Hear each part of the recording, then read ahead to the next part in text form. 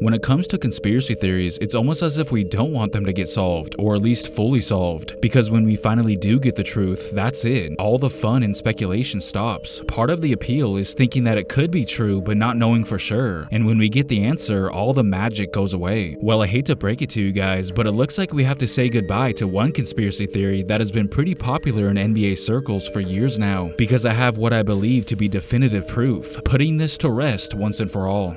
When it comes to identical twins, it's not surprising that sometimes they use it to their advantage, whether it's to freak people out in a harmless prank or choose to activate it for more sinister reasons. A deadly auto crash left 2 children dead when the car hit a horse and buggy they were in.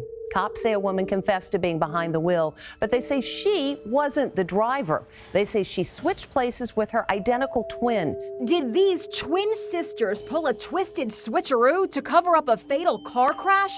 This is Samantha, the alleged driver of the vehicle, and this is her sister Sarah. Cops say Sarah went along with the scheme and switched places, telling her twin at the crash scene there's no way they would ever know the difference between the two of us. Now obviously what the Morris twins are being accused of definitely isn't as bad as that, but if it were to ever come out that they are guilty, it's very likely that they would be banned from the NBA. It was Game 1 of the 2017 Eastern Conference semifinals between the Washington Wizards and the Boston Celtics. Markieff Morris, who was on the Wizards, suffered a nasty ankle injury during the second quarter, writhing in pain while he was on the ground. He would sit out for the remainder of that game, and it was expected that he was probably gonna be out for Game 2 as well, given that Game 2 was only 48 hours from then. But when we saw that Markieff was perfectly fine just 2 days later as if nothing even happened, of course people became suspicious, given the fact that he does have an identical twin brother. You see, his brother Marcus was on the Pistons at the time, who obviously didn't make the playoffs that year, meaning that he theoretically could have switched places and filled in for his injured brother without anybody even noticing. I have a brilliant, beyond brilliant idea. I think we should switch places. But when he came out on fire to start that game, knocking down his first 4 shots, it caused many fans to question, is he just a fast healer, or was it even Markieff that we were watching? Marcus would constantly show up during that postseason to support his brother, even wearing Markieff's jersey, but was mysteriously absent that night for Game 2. Plus, think about it. It would have been too risky for Markieff to pretend to be Marcus in the stands, because if people would have seen him limping in street clothes, it would have been another telltale sign that they switched places. Some twins don't like the constant comparisons. That's probably why the Lopez brothers have different hairstyles, but it seems like the Morris twins embraced it and went out of their way to look exactly the same, with nearly identical tattoos and similar facial hair, on top of the fact that they are very similar in size and even sound alike. Marcus Morris, Markieff Morris, forward, University of Kansas. And it's been said that they even share a bank account together. They both went to the University of Kansas and were drafted only 1 pick apart from each other in 2011. Then, just 2 years later, they became teammates once again in Phoenix. And it was then in 2013 when they first admitted to switching places before, and would go on to share even more stories. Little league football, he weighed in for me one time. Yeah, so we could play on the same team. Took the sweaty trash bag off. I had to put the sweaty trash bag on and act like I was running around and doing all this crazy stuff. And went into the building and act like him, and nobody could tell the difference. Not even a little bit. Not even a little bit. Did y'all used to switch classes? That was 20 years ago, yeah. Y'all used to switch classes on boys? High school, we took all the to. same classes. It's just something to do. It was just something to do, man. We had to, like... See if y'all get away with it? Yeah, man, we got away with all that. So as you can see, they've always had an incentive to look exactly alike their entire lives, and could very well get away with it in the NBA if they want. Just ask Paul George. Paul, so is it weird to play with a twin now that you played the other twin? It was weird at first, because I would call him Keith. And, it actually took a good week.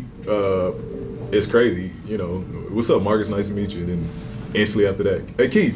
It's gonna take a second, give me a second. Again, with the Pistons done for the season, meaning that Marcus clearly had time on his hands, and with Markieff apparently hurt, it was the perfect storm for them to take advantage of their powers. But Markieff thought it was extremely disrespectful and insulting to even think that they would do that at the NBA level. They did say we switched teams. Like, y'all switched teams before? NBA team. They said we switched NBA teams, like, like 5 years ago. That'd have been crazy, That. That's what dog. they said in the playoffs. Yeah, That's true. funny. Yeah, they put a whole story out. That ain't true.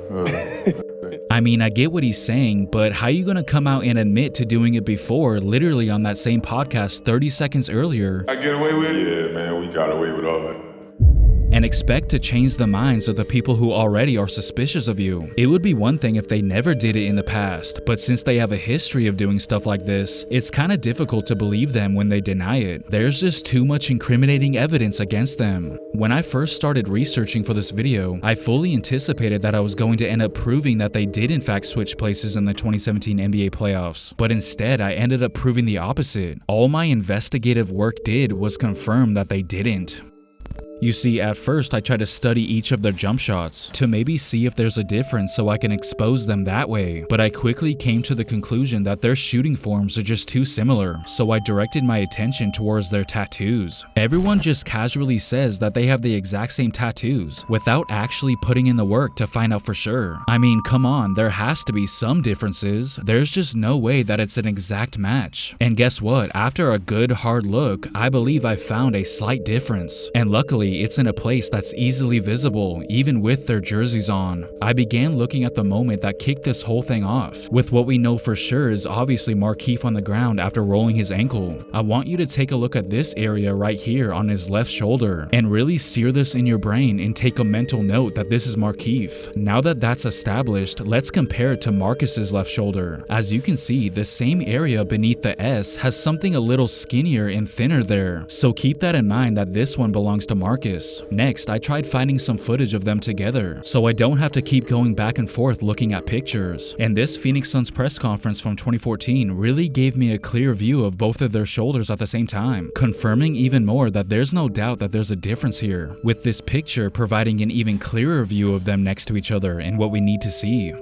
Okay, so remember how it was Al Horford who undercut his shot attempt, causing the injury? Well, what transpired right before tip-off for Game 2 just 2 nights later is how I know for sure that it was Markieff who played in that game, not his brother Marcus, therefore confirming that there wasn't any switching going on. Right as the game was about to begin, Markieff decided to confront Horford about what he did the previous game. Well, Greg, there was hostility before the game. There was hostility during the regular season, but this is before tip.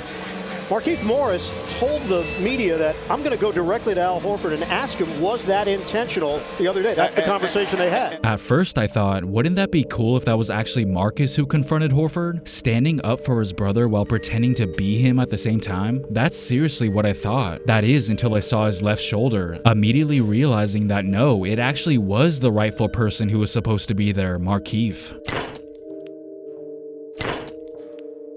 So if he had never confronted Horford before the game, we would have never had this angle to compare the left shoulder and ultimately confirm that it was in fact Markieff all along, as we wouldn't have been able to tell just from the highlights. So they should have nothing to worry about going forward, as I believe I just proved their innocence. I kind of feel bad for ever doubting them, but at the same time, they can't really blame us at all.